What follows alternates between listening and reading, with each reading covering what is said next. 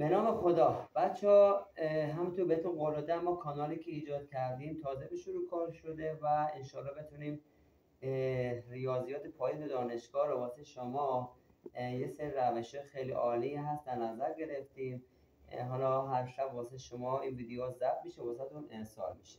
یکی از روش‌هایی که خیلی باهاش سر کار دارین و توی تقسیم اعداد اعشاریه، میخوام یه روش بسیار سریع به شما بگم.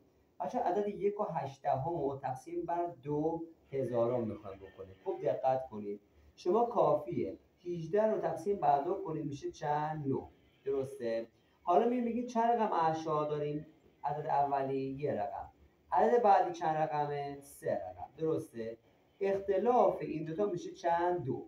چون عدد دومی 2 رقم بیشتر از اولی اعشار داره، ما 2 تا صفر میذاریم.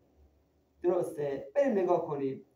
عدد بعدی اینجا 12000 تقسیم بر 16. اینجا 12 تقسیم بر 6 چند میشه؟ 2. درسته؟ اینجا عدد اول 3 رقم داره، عدد اولی یه رقم اعشار داره. اختلاف چند میشه؟ 2. این دفعه چون عدد اولی بیشتر دارد، اختلاف اینا که 2 ما باید 2 رقم اعشار بزنیم. اینو نگاه کنید. 24 تقسیم بر 2 میشه چند؟ 12. درسته؟ تعداد ارقام اعشار این چنده؟ 0. این چند رقم اعشار داره؟ 3. چند اختلاف دارن؟ 3 تا. چون عدد دومی 3 تا بیشتر داره، من 3 تا صفر میذارم. اینجا دقت کنید.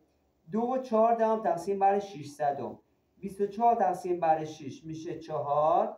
اینجا یه رقم اعشار دارم، اینجا 2 رقم اعشار دارم. چون عدد دومی یه دونه بیشتر داره، یه دونه صفر میذارم.